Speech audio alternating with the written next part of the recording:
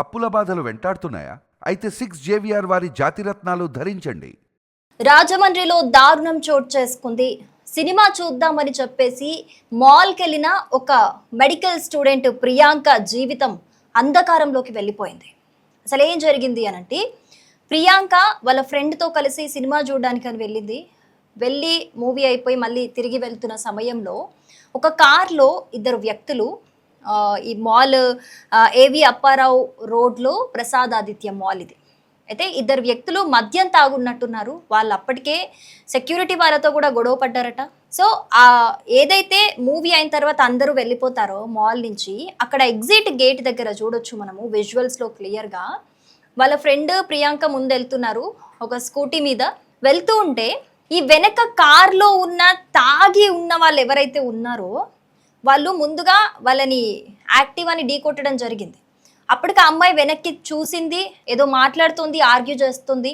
ముందుకి కదిలిన తర్వాత వీళ్ళు ఫాస్ట్గా ఆ యాక్టివా మీదకి కార్ని తీసుకెళ్ళి ప్రియాంక తల మీద నుంచి ఆ కార్ని తీసుకెళ్లారు. చూడండి, అసలు వినడానికి కూడా ఆ దృశ్యం చూడలేం కూడా మనము.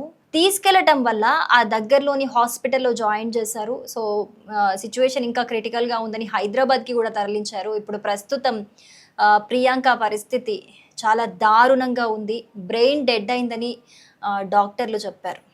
సో ఇప్పుడైతే చాలా క్రిటికల్ సిచ్యువేషన్, చావు బతుకుల మధ్య పోరాడుతోంది అని చెప్తున్నారు. సో వీళ్ళిద్దరు ఎవరైతే ఉన్నారో వాళ్ళు ఆల్రెడీ మాల్లో ఎవరైతే సెక్యూరిటీ వాళ్ళు ఉంటారో మంచిగా తాగొచ్చిరు అనమాట. సో అలాంటి వాళ్ళు ఒక ర్యాష్ బిహేవియర్ అసలు ఎవరైనా ఎక్స్పెక్ట్ చేస్తారా? సినిమాకని మూవీస్కి ఎందుకు వెళ్తారు? మూవీస్కైనా మాల్కి షాపింగ్కి ఎందుకు వెళ్తారు? ఏదో ఒక బిజీ లైఫ్లో బాగా చదువుకుంటున్న వాళ్ళు, లేకపోతే ఉద్యోగం చేసి కొంచెం ఫ్రీ టైం కావాలనుకున్న వాళ్ళు, మైండ్కి రిలాక్సేషన్ కావాలనుకున్న వాళ్ళు, కొంచెం స్ట్రెస్ తగ్గించుకోవడానికి, కొంచెం రిలాక్స్ అవ్వడానికి వెళ్తూ ఉంటారు. సో అలా వెళ్ళినప్పుడు వచ్చేసరికి జీవితమే లేకుండా పోతుంది, మనకి జీవితం ఒక ప్రశ్నార్థకం అవుతుంది అని ఎవరన్నా ఊహిస్తారా? ఈ ఇద్దరు నిందితులు కూడా నామవరానికి చెందిన వ్యక్తులుగా అయితే గుర్తించడం జరిగింది. సో వాళ్ళనైతే అదుపులోకి తీసుకున్నారు. సో అక్కడ ఆ కారు నెక్సాన్ కార్ లాగా అనిపిస్తోంది. అయితే ఇందులో వీళ్ళనైతే ఇప్పటికీ సరే అరెస్ట్ చేసిరు, వాళ్ళని అదుపులోకి తీసుకున్నారు. మధ్యలో ఇట్లా చేయడము శిక్ష పడుతుంది సరే, కానీ ఇక్కడ ఒక అమ్మాయి జీవితమే పోయింది కదా. అంటే తాగి ఎక్కడికన్నా వెళ్ళిపోవచ్చు, ఎన్ని దారుణాలన్నా చేసేయొచ్చా? ఏదైనా జరగచ్చా? అంటే మనం జస్ట్ ఈ రోజుల్లో ఎక్కడికి వెళ్ళినా, ఏదున్నా, ఎటు వెళ్ళినా కూడా మనకి భద్రత లేదనమాట. ఎటు వెళ్ళినా కూడా ఏమైనా జరగచ్చు అన్నట్టు ఉంది పరిస్థితి. ఎవరైనా ఊహిస్తారా అసలు అట్లా? మాల్కి వెళ్ళిన తర్వాత వచ్చే గ్యాప్లో మనకి ఇలా జరుగుతుంది అని చెప్పి అసలు ఊహిస్తే ఎవరైనా వెళ్తారా?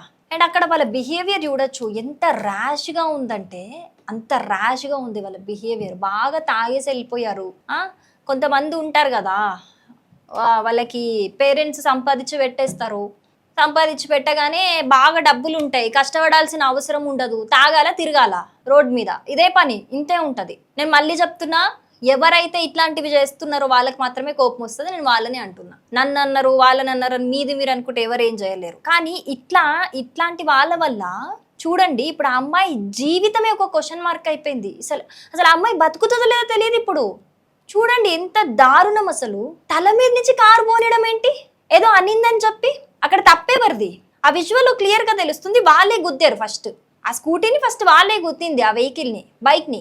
వెనక్కి తిరిగి, ఇప్పుడు జనరల్గా ఎవరన్నా ఈవెన్ ట్రాఫిక్లోనే అనుకుందాం, జనరల్గా బైక్ వెళ్తూ ఉంటుంది, వెనక నుంచి ఒక కారు వచ్చి గుద్దింది, ముందోడు సైలెంట్ ఊరుకుంటారు ఎవరైనా? ఇప్పుడు వాళ్ళకి ఏదో ఇబ్బంది కలిగింది, తాకింది, వాళ్ళు ఎందుకు ఊరుకుంటారు? అట్లీస్ట్ క్వశ్చన్ చేస్తారు కదా వెనక్కి తిరిగి. ఆ అమ్మాయి అక్కడ అదే చేసింది. క్వశ్చన్ చేయడం కూడా తప్పేనా? క్వశ్చన్ చేస్తే ప్రాణం తీసేస్తారా? ఎవరిచ్చారు మీకు ఆ హక్కు? క్వశ్చన్ చేస్తే ప్రాణం తీసేంత హక్కు ఎవరిచ్చారు? జస్ట్ ఆ అమ్మాయి ఎందుకు కుట్టారని వెనక్కి తిరిగిందంతే. వాడొక బలుపుతోని అసలు ఆ అమ్మాయి తల మీద నుంచి కారు పోనీయడం ఏంటో. అసలు ఎంత మద్యం మత్తులో ఉన్నా అంత సోయి తెలీదా మనిషికి? ఒక ప్రాణం పోయేటట్టు బిహేవ్ చేయడము తాగితే కొంచెమన్నా ఉండొద్దా?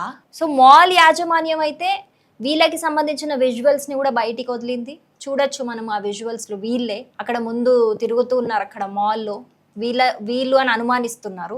కానీ వీళ్ళని అరెస్ట్ చేసి ఎంత శిక్ష పడ్డా కూడా మళ్ళీ ప్రియాంక, ఆమె GSL మెడికల్ కాలేజ్లో చదువుతోంది, పీజీ చేస్తోంది మెడికల్లో. అంటే రేపటి భవిష్యత్తు డాక్టర్ కావాలని కలలు కంటూ డాక్టర్ చదువుతోంది. తల్లిదండ్రులు ఎన్ని ఆశలు పెట్టుకొని ఉంటారు ఆమె మీద కదా. నా బిడ్డ డాక్టర్ అవుతుంది, సొసైటీ మొత్తం గర్వపడే పొజిషన్లో ఉంటుంది అని చెప్పేసి. డాక్టర్ అయి సొసైటీకి సేవ చేయాల్సిన ఒక మనిషి అసలు తన జీవితమే ఉంటుందా లేదా, ప్రాణమైనా ఉంటుందా లేదా అనే పరిస్థితికి వచ్చింది.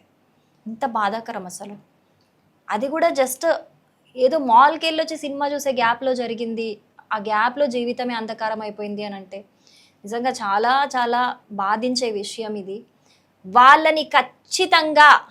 వాళ్ళకి ఖచ్చితంగా కఠిన శిక్షలు పడాలని చెప్పేసి జిఎస్ఎల్ మెడికల్ కాలేజ్ విద్యార్థులు అయితే పెద్ద ఎత్తున డిమాండ్ చేస్తున్నారు. ఖచ్చితంగా వాళ్ళకి కఠిన శిక్షలు పడాల్సిందే. ఇప్పుడు ఇదే పెద్ద డిమాండ్ వినిపిస్తోంది జిఎస్ఎల్ మెడికల్ కాలేజ్ నుంచి. వాళ్ళు డిమాండ్ చేయడంలో కూడా తప్పే లేదు.